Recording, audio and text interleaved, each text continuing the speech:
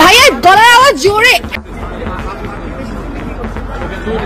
কোটা আন্দোলন নিয়ে চুপ থাকায় কানাডায় একের পর এক প্রশ্নের সম্মুখীন সাকিব আল হাসান। সাকিব আল হাসান কি তেমনটা বলতে পারেন? তার জায়গা থেকে এমনটা বলা কি উচিত? তার জায়গা বাদ দেন, কারো জায়গা থেকে এইরকম প্রশ্ন তোলার অধিকার কি কারো রয়েছে?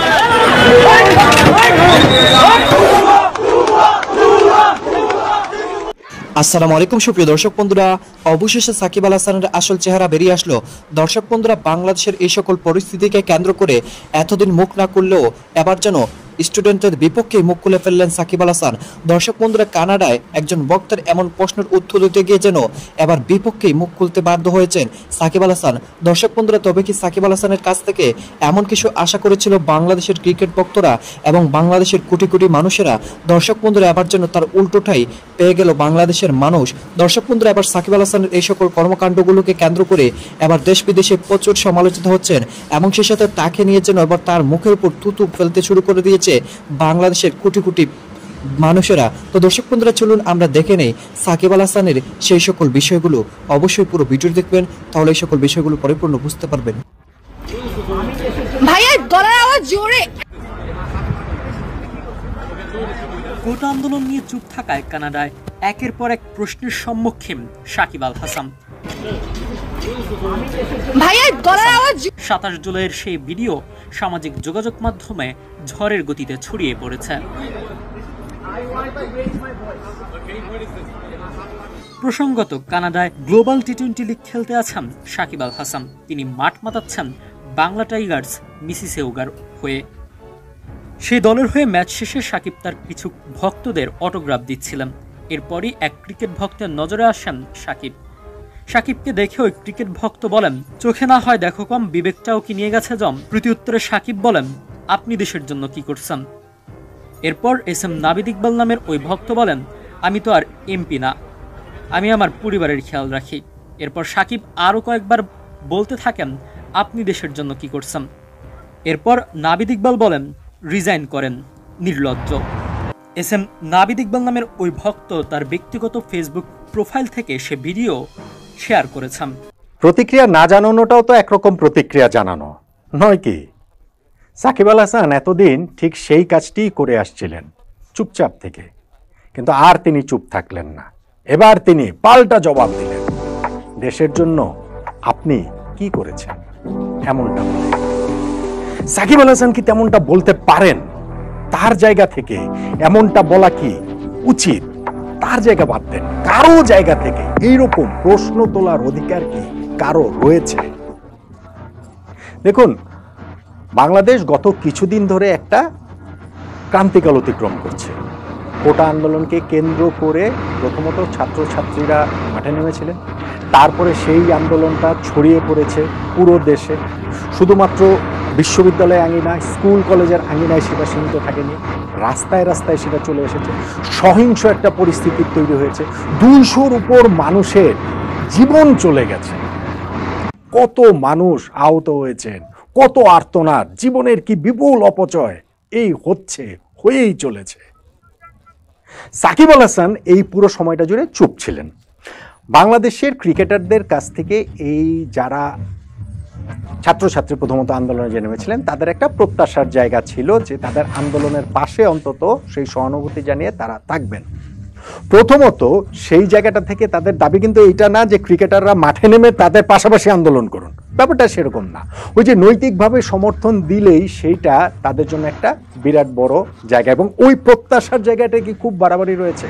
এই ক্রিকেটারদের জন্য কি এই সমর্থকরা, এই যে এই ছাত্রছাত্রীরা বা এখন যে দেশের সাধারণ মানুষ, আপন জনতা, তারা কি সারা জীবন গলা ফাটাননি? তারাই কি এদেরকে এত বড় তারকা বানাননি? তো আজকে যখন পুরো দেশ এরকম রক্তে ভেসে যাচ্ছে, তখন তাদের কাছ থেকে অন্তত পক্ষে ওই যে পাশে দাঁড়ানোর বার্তা, অন্তত সেই শান্তির বার্তাটা প্রত্যাশায় মোটেই বাড়াবাড়ি ছিল বলে আমার কাছে মনে হয় না। এবং ধীরে ধীরে হলেও যেটা তাওহিদ হৃদয়, শরীফুল ইসলামদের মতো তরুণ ক্রিকেটার, নাজমুল হোসেন শান্তরা যেটা শুরু করেছিলেন, সেটা অন্তত পক্ষে বাংলাদেশের সব ক্রিকেটার আস্তে আস্তে তাদের সোশ্যাল মিডিয়াতে একটা বার্তা কিন্তু ঠিকই দিয়েছেন। রক্তপাত বন্ধ হওয়ার বার্তা, এই সহিংসতা বন্ধ হওয়ার বার্তা, শান্তির বার্তা, এইটুকুই তো চাওয়া। সেইটা করেননি হচ্ছে গিয়ে এখন পর্যন্ত বাংলাদেশের প্রমিনেন্ট ক্রিকেটারদের মধ্যে যদি আমি বলি, সেটা হচ্ছে গিয়ে আমি মুস্তাফিজুর রহমানকে দেখিনি, সাকিব আল হাসান, মাশরাফি বিন মুর্তজা। এখন সাকিব এবং মাশরাফির ইস্যুটা হচ্ছে গিয়ে তারা সরকার দলীয় সংসদ সদস্য, এইটুকু পর্যন্ত আন্ডারস্ট্যান্ডেবল যে বাংলাদেশ সরকারের যেহেতু এই জায়গাটাতে একটা রোল রয়েছে, সেই ক্ষেত্রে তারা সরকারের অংশ যেহেতু হচ্ছে সরকার দলীয় এমপি, তারা চুপচাপ রয়েছেন। কিন্তু সাকিব তাই বলে এইভাবে দর্শককে পাল্টা আক্রমণ করবেন, পাল্টা প্রশ্ন করবেন, সেই অধিকার তাকে আসলে কে দিয়েছে? ঘটনাটা ঘটেছে কানাডায় তিনি যখন এই একটা T20 সিরিজ, গ্লোবাল T20 তিনি খেলছিলেন। সেইখানে পুরো জিনিসটা, যে ভিডিওটা আপনারা সামাজিক যোগাযোগ মাধ্যমে দেখেছেন ভাইরাল হয়েছে, আমি সেটার প্রেক্ষিতে এই ভিডিওটা মানে আমার এই আলোচনাটা করছি। ওইখানে পুরোপুরি ক্লিয়ারলি বোঝা যায়নি যে আসলে বিষয়টা কি নিয়ে, কিন্তু এটা বুঝতে কারো বাকিও থাকেনি, কারণ একজন দর্শক ওই কথাবার্তা বলছিলেন, সাকিবকে সেই গ্যালারি থেকে কিছু বলছিলেন এবং সাকিব গিয়ে তাকে ওই পাল্টা প্রশ্ন করেছেন যে দেশের জন্য আপনি কি করছেন।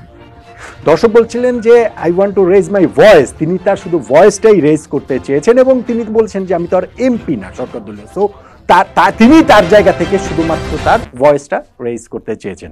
সাকিব যে এরকম পাল্টা প্রশ্ন করে তার দিকে তেড়ে গেলেন, পাল্টা এরকম একটা মানে কি বলা চলে প্রশ্নের মুখে ফেললেন, এইটা কি সাকিব আসলে করতে পারেন? দেখুন, আমি এরপরে সোশ্যাল মিডিয়াতে দেখছিলাম, ফেসবুকে ওইখানটাতে দেখছিলাম যে অনেকে ওই আলোচনাটা করছেন যে সাকিব আল হাসানরা তারা বা বাংলাদেশের ক্রিকেটার যারা রয়েছেন তারা ক্রিকেটটা তো মাগনা খেলেন না, তারা ক্রিকেটটা তো অর্থের বিনিময়ে খেলেন। দেশপ্রেমের সঙ্গে ক্রিকেটকে এই মেলানোর এই যেই আলোচনার জায়গাটা আছে, সেটা নিয়ে আমি অনেক কথাবার্তা দেখছিলাম। আমি কিন্তু মনে করি যে ডেফিনেটলি, আমি এখনো মনে করি এবং আমি এটা সবসময় মনে করি যে দেশকে যারা রিপ্রেজেন্ট করে তখন সেইটার একটা আলাদা গুরুত্ব রয়েছে। বাংলাদেশের ক্রিকেটারদের আলাদা একটা গুরুত্ব রয়েছে। বাংলাদেশের এই ক্রিকেট টিমের জার্সি গায়ে যখন তারা খেলতে নামেন, সেইটার সঙ্গে দেশপ্রেমের একটা সম্পর্ক রয়েছে, আমি সিরিয়াসলি সেটা বিশ্বাস করি।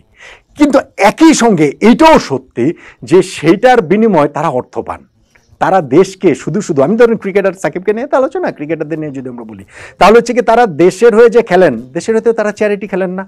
বাংলাদেশের হয়ে খেলার জন্য ঠিক আছে আমি ম্যাচ ফি নিব না, বাংলাদেশের হয়ে ঠিক আছে আমরা বিসিবির কাছ থেকে আমি বেতন নিব না মাসে মাসে, ঠিক আছে আমি test match, one day match, T20 ম্যাচের আমি কোনো ম্যাচ ফি নিব না, ঠিক আছে আমি কোনো জাতীয় দলের সঙ্গে যখন থাকছি আমি টিএ দিয়ে নিব না।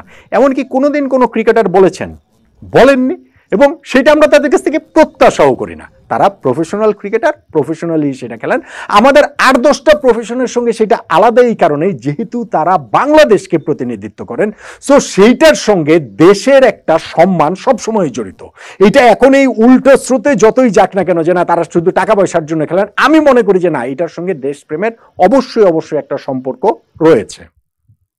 এখন সেইটা যখন তারা সেটা করেন, বাংলাদেশকে অনেকবার, সাকিবকে নিয়ে আলোচনা তো, বাংলাদেশকে অনেকবার ক্রিকেট দিয়ে বিশ্বের বুকে সাকিব মাথা উঁচু করে দিয়েছেন, আমাদের দেশের সম্মান তিনি বাড়িয়েছেন। আবার বাংলাদেশের মাথাটা কতবার তিনি হেট করে দিয়েছেন, কতবার তিনি দেশটাকে অসম্মান করেছেন, কতবার তিনি ভুল কারণে খবরের শিরোনাম হয়েছেন।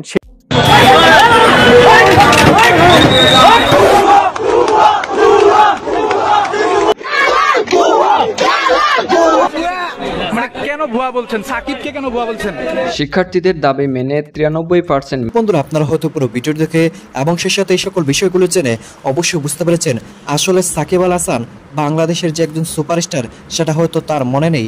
বাংলাদেশের মানুষ যা আশা করেছিল তার উল্টোটাই যেন তিনি দিয়েছেন। তিনি একজন সরকারের যেন গোলাম হয়ে গেলেন। দর্শক বন্ধুরা, আপনারা পুরো ভিডিও দেখে এবং সেই সাথে সাকিব আল হাসানের এই সকল কর্মকাণ্ডগুলোকে কেন্দ্র করে আপনাদের কাছে কি মনে হয়েছে এবং আপনাদের মাঝে কি মনে হচ্ছে অবশ্যই কমেন্ট করে জানিয়ে দিবেন। তো দর্শক বন্ধুরা, তবে কি সাকিব আল হাসান এভাবেই বাংলাদেশের কোটি কোটি ভক্তদের এবং কোটি কোটি মানুষের বিপক্ষেই চালিয়ে যাবেন? এ বিষয়ে আপনাদের মতামত অবশ্যই কমেন্ট করে জানিয়ে দিবেন। তো দর্শক বন্ধুরা, ভালো থাকুন, সুস্থ থাকুন। আল্লাহ হাফিজ। আসসালামু আলাইকুম রহমতুল্লাহি ওয়া বারাকাতুহু।